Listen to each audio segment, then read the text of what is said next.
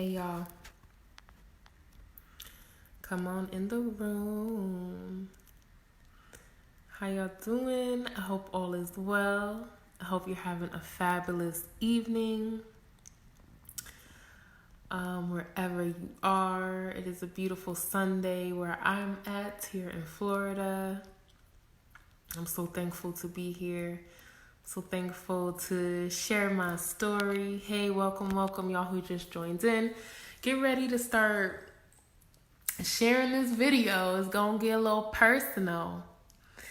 So welcome everyone. My name is Tiara Sharday, and I'll tell you a story, okay, about love and loss in Costa Rica. I lived there about 2 years, close to 2 years. Hey, good evening. Hey Jimmy, hey Ibrahim, hey Benjamin, how you doing? It's gonna be kind of like a quiet evening. I have my lovely scented candles on deck. That one's cinnamon. We have another apple. We have mulled cider. It smells so good. And a bunch of other ones. I have my incense. Hello, Alina. How you doing? That's a beautiful name, Alina. I'm just gonna take a moment for people to get in the room, okay? So I decided to a little backstory for why we're all here tonight. I decided actually a couple weeks ago that I was gonna start doing more videos. You guys already know, many of you who have been following me since Costa Rica for like the past couple years, I've been uploading videos like at least 2 every week sometimes. I just started Divine Message for the Collective. Actually, that's going on almost a year and a half, 2 years. A lot of you guys know me from Esoteric and Chill, where I taught most of my classes in Connecticut, but that was also launched in Costa Rica. And it was able to transform into an actual workshop where there were students, and it was really amazing. So I wanted to, I guess, update some of you guys who have just started following me. Or rather, reintroduce myself. I guess that's a better word than update. I want to reintroduce myself, okay? My name is Tiara Sharday. I'm from Bridgeport, Connecticut. I am a wellness practitioner. I am a spiritual counselor. Some people will call me a life coach. Others would call me a prophet, a high priestess, an oracle, a daughter, a sister. But I'm Tiara Sharday. I left the States a couple years ago, well, 3 years ago now, actually. And I lived in Costa Rica for close to 3 months, okay? So I lost over 100 pounds. I launched my business, Tiara Sharday. Many of you guys have been to my website and my YouTube channel. That is in the description or the comment section. So make sure you check me out. But this story, I don't really talk about it. Like, I think only a few people know up until now. And also, in addition to this story, a couple other things that have transpired in Costa Rica and how it was just this amazing life-changing experience for me. Like, you guys just, oh my God. Like, I've yet to talk about all of the things that transpired in Costa Rica, but I will start with this video, okay? So while there, I had been renting a cabana. It was my very own place that I had with no roommates.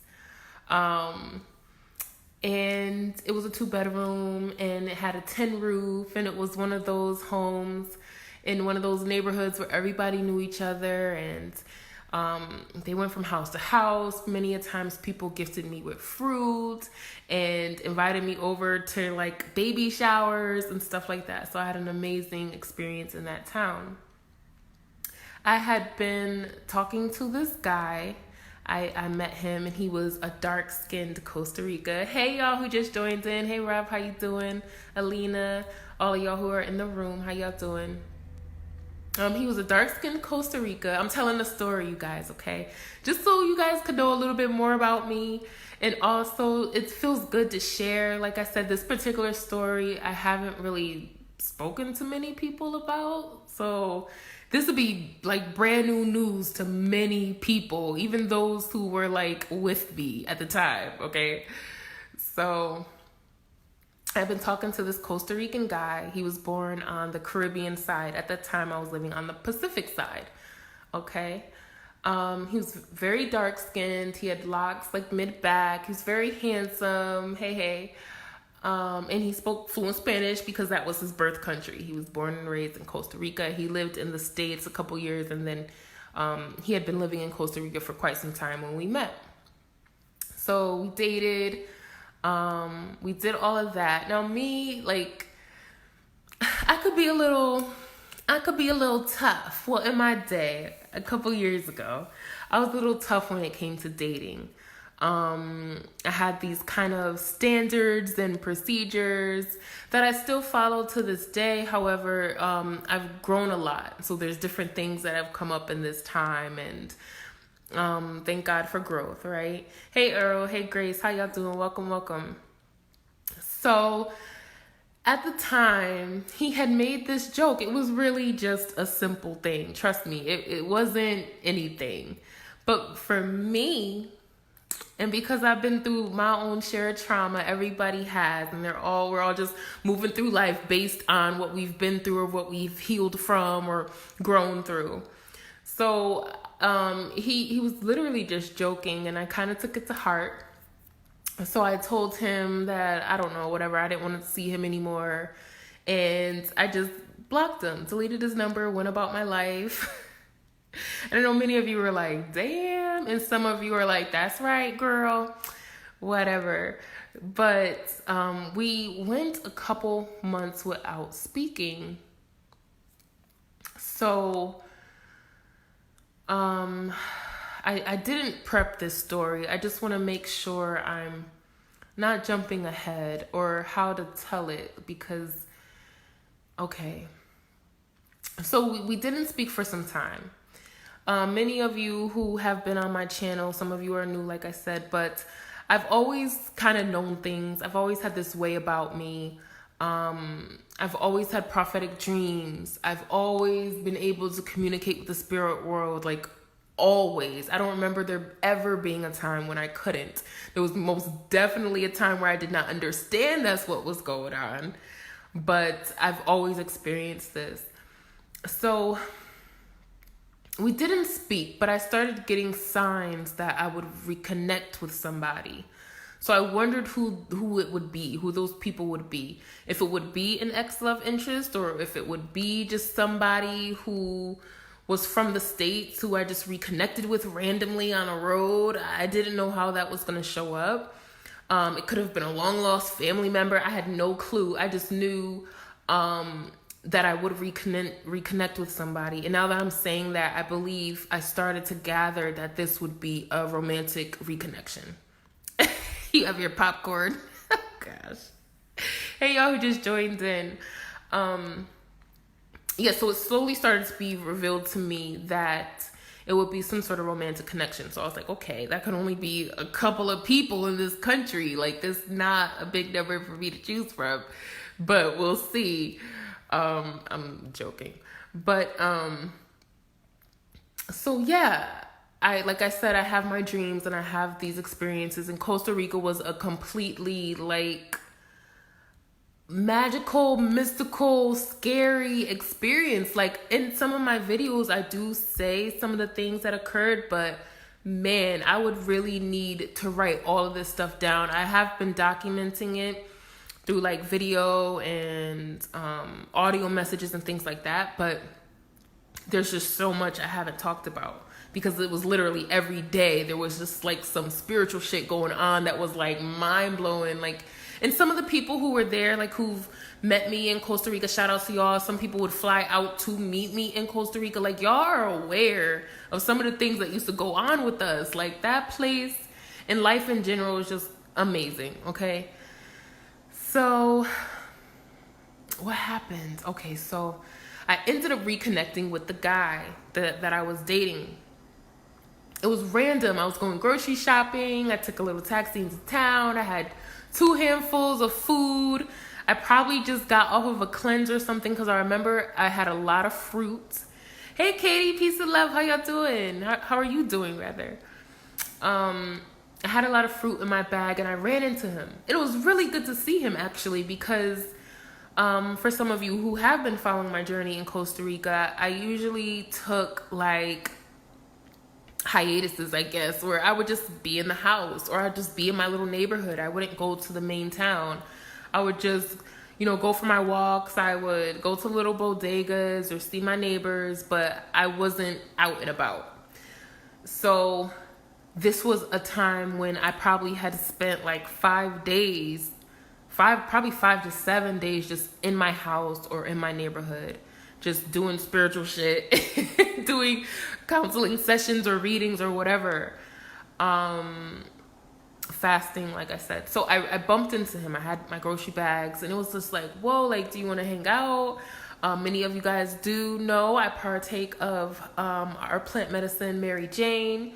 So me and him had that in common. So he's like, yo, like, you didn't eat, I didn't eat. Let's just go to the house. He had groceries as well. Okay, go figure. He was at another grocery store in town, and I was at another one. And so we were like, all right, well, let's just eat at your place and kick it, just talk or whatever. So that ended up being the case. We made some bomb-ass food. I made a couple salads. We ate, we talked.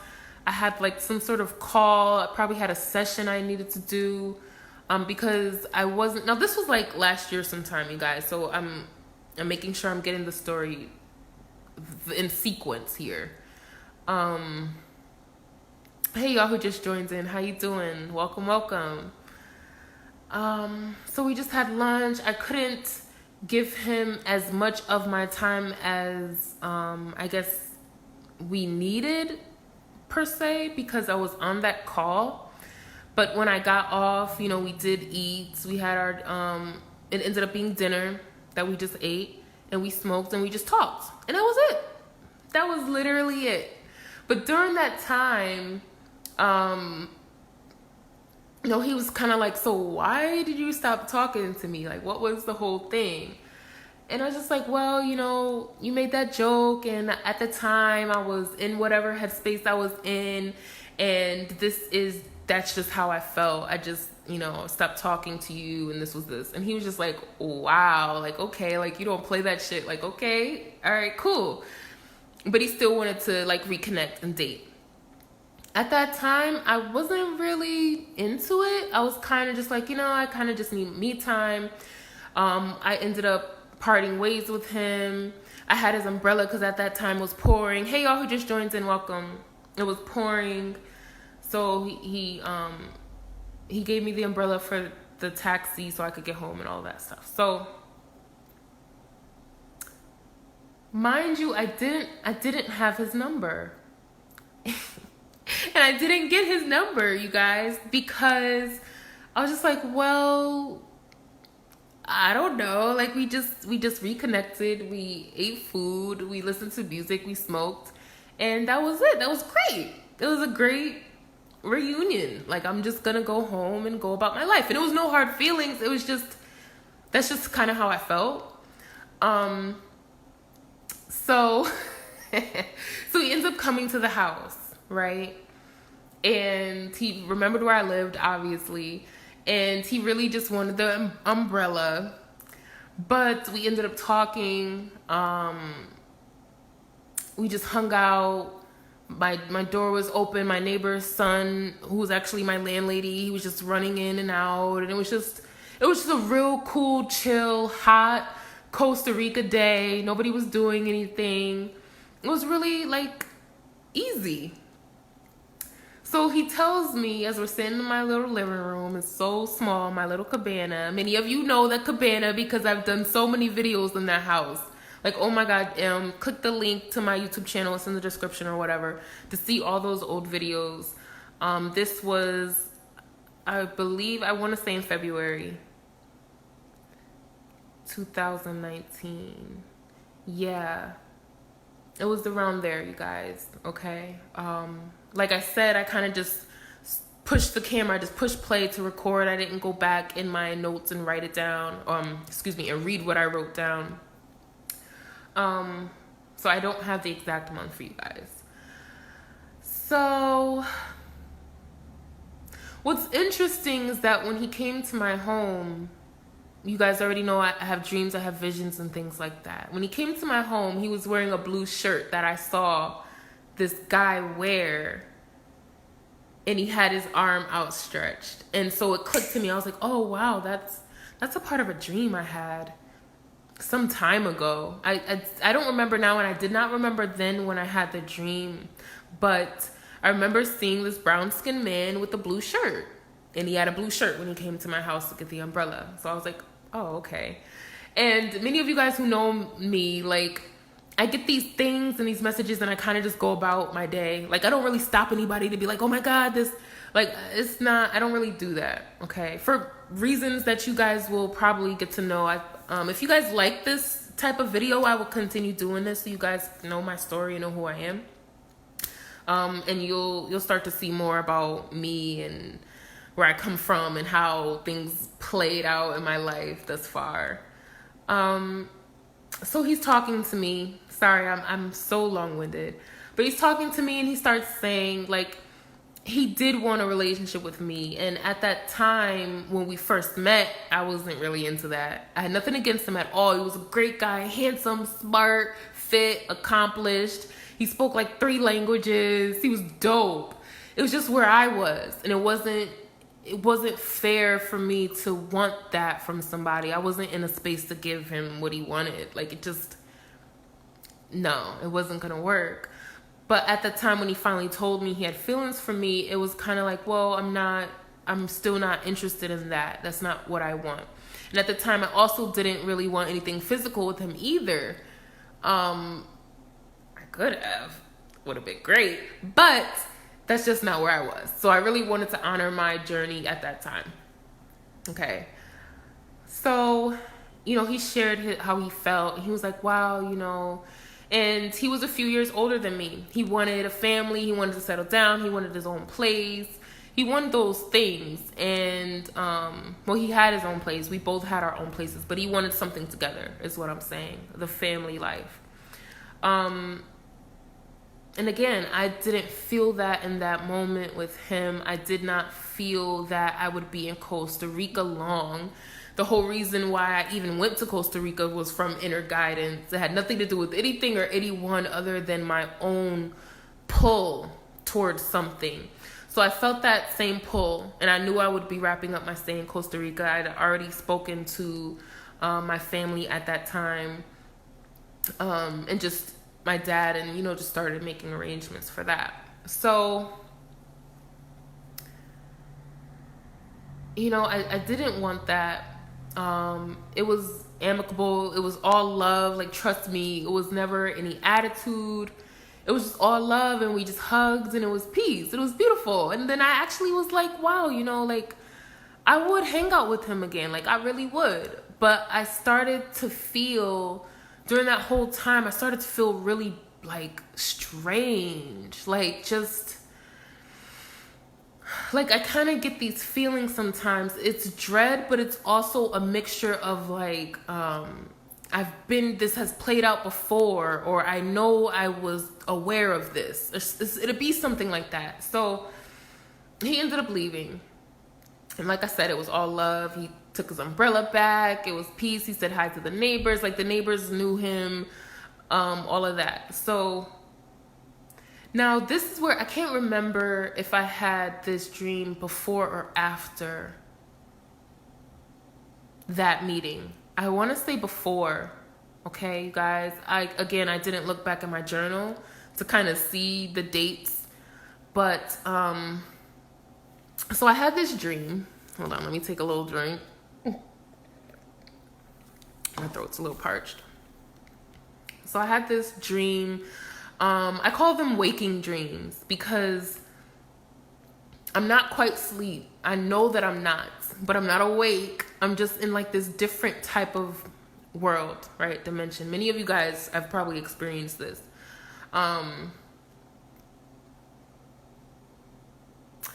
And I'm on not quite a beach, but just like this area of dry lands.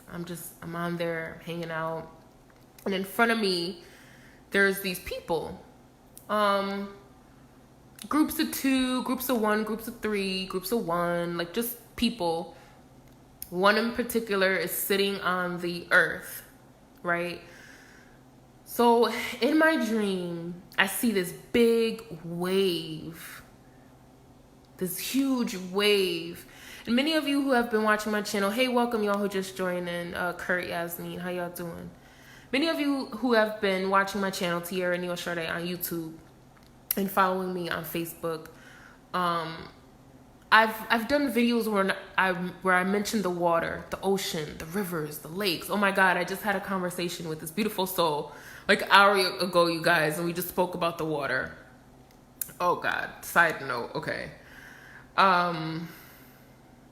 So I have these dreams, these visions of water, just different things happening on water, and some of them feel like memories. Excuse me. Others of them feel like things that are to come about. Okay, so this was one of those dreams. I thought, right? So I pick up this guy because there's this wave of water coming. So I just move with like the swiftness of I don't know what, and I snatch up this person. And I hug him to me, and I start rubbing on his back, and I was like, it's okay, everything's gonna be okay. You're fine, you're safe, whatever. Whatever I was saying to them. Hey, y'all who just joined in. The feeling in that dream, in that vision, was just like unreal. Like, to the point where I woke up crying, like I woke up sobbing, like I was in tears.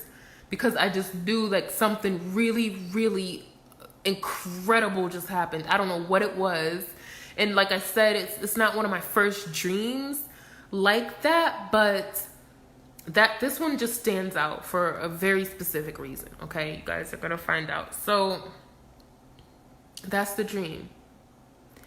So a few days later, I'm on the phone with somebody, and I'm just like, yo, I just feel really, really bad. So like, my spirit animal is a whale. Oh, that's beautiful. Whales are amazing. That's awesome. Yes. So I was on the phone with somebody, and I just got this bad feeling. I'm just like, I don't know what's wrong with me. Like, I felt physically ill. I just wasn't right. I just had this just anxiety, and I'm telling them, I'm like, yo, something is wrong. Like, I know something is wrong. You cannot tell me. So I'm asking him. I probably called my dad. I messaged my brother, and somebody else. I can't recall who I messaged now, but just like, is everything okay? Like, you're good? Like, everything's straight? Like, nobody's hurt? Like, are you sure though? Like, it was just this constant, something's wrong. So the next day, my dad calls me, and my dad is really into the weather. He's into geography. He knows what's going on in your city and state weather-wise. He knows there's going to be a thunderstorm on the 22nd of this month. Okay, so he told, especially, and he's especially was aware of Costa Rica news because I was there. So he saw on the news that there were some people who drowned. So this was the rainy season, okay, in Costa Rica. And you're not supposed to be really in any body of water during that time of the year because it floods. It's really dangerous. Even if you're experienced, it's very dangerous.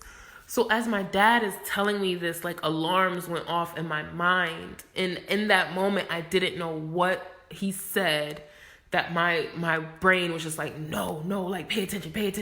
What is this? Pay attention. So I felt that dread. And I was like, what is this? Like, what is going on? So we got off the phone, And I'm like, yeah, no, Dad, it's rainy season. Why would I go in the river? Like, it's really dangerous. Like, the water gets really high. Branches and rocks are flying through there. You do not want to be on the water. So I was like, no, Dad, I'm fine. We get off the phone. Something is nagging me so hard. So I just search online. And it says that people drowned during a wedding party. And that was just, I knew at that point what it was. And I'm like, holy shit, he died.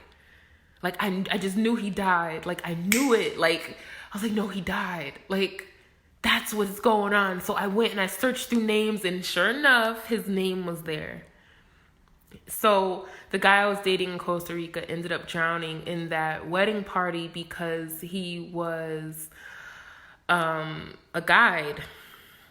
He was a river and nature guide. So he did all of that, like rafting and canoeing and hiking and zip lining. And he was just all over the country doing that stuff, like amazingly cool things. And I guess there's this big thing in Costa Rica with the company or whoever told them to go out there, because like I said, it was rainy season. Nobody's supposed to be in the water during that time. So he drowned. Yep. But the crazy thing, because I had to put the whole computer away or my phone or wherever I was reading it from, because my dream, right? And I was like, damn it. Mind you, again, like I do have prophetic dreams. That happens. This, however, was the first one where I remembered every single part of the dream. So a little backstory. So last year, definitely 2017, 2018, like for sure, there was all of these downloads and light codes and just stuff. Like so much growth and change in people on a spiritual, mental level, right? That even though I had already been experiencing things like this, it was the time when I was to remember clearly. I would be able to play it back. And many people, like, I'm not the only one who's been experiencing this. Like, many people, clients of mine and just random people all across the planet have been experiencing situations in their dreams or in the astral realms or wherever, whatever you want to call it, and they're remembering and they're doing stuff and they're consciously aware that this stuff is actually happening. Okay. So for me, this jogged all of these memories of dreams and visions that I've had that actually were real, like, occurrences. You understand? Like, I hope I'm making sense. Okay. It's not that deep nowadays, but it's involved. So, as we talk more, you guys, you'll know more of my story. Hopefully you'll share yours. Okay. So I put the phone down or the computer down and I gathered myself because I just knew I was going to find out something more. Like, it's kind of like bracing yourself, right? Just bracing yourself. So I'm reading, and the way they found him was exactly like my dream. It was bugged the fuck out. Like, it was literally, because like I said, in my dream, I had swooped this person up and we went far. We weren't near anybody. Like, I just kind of like protected them and took them away. Okay. And then I woke up because I was comforting them. And I woke up crying. So in the news report, in the Costa Rica news report, okay, it says that they found his body nowhere near anybody else. Nowhere near the 10 plus people who ended up dying that day. I think there was at least 10 of them, if I'm not mistaken. Yeah. So he was nowhere near them. He was all the way upstream or downstream or wherever he was from them. So, of course, I read that. I just put my phone down. I just started crying my eyes out because I'm like, holy shit, like I was there. I don't know how the fuck. And also, it was nighttime by the time they found him. Okay? And that's the whole time frame of the day in my dream, and it was just like so bugged out. So bugged out. So yeah, you guys, that happened. That happened.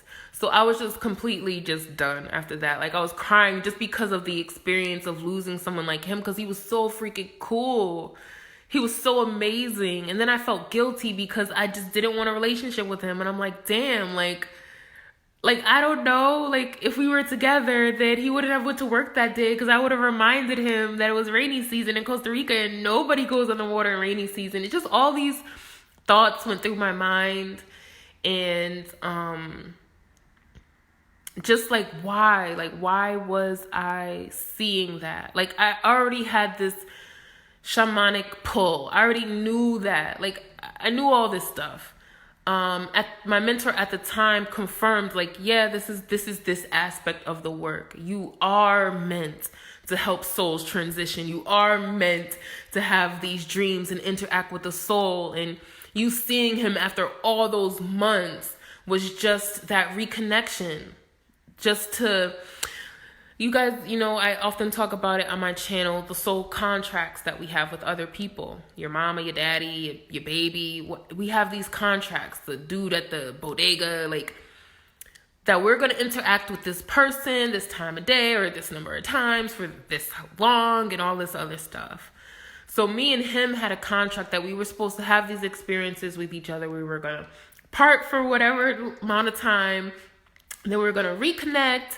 And he was going to say how he finally said how he felt, because all those months ago, he never did. He never told me that. I don't know how much that would have changed things, but he never said that. And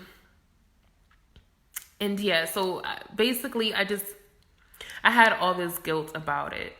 And thinking that maybe I could have prevented it somehow. Like if I really remembered in my vision who this person was, if I saw their face clearly, maybe I could have warned him. So I was really, around that time, you guys, I was really in a rough space. I don't think I made videos.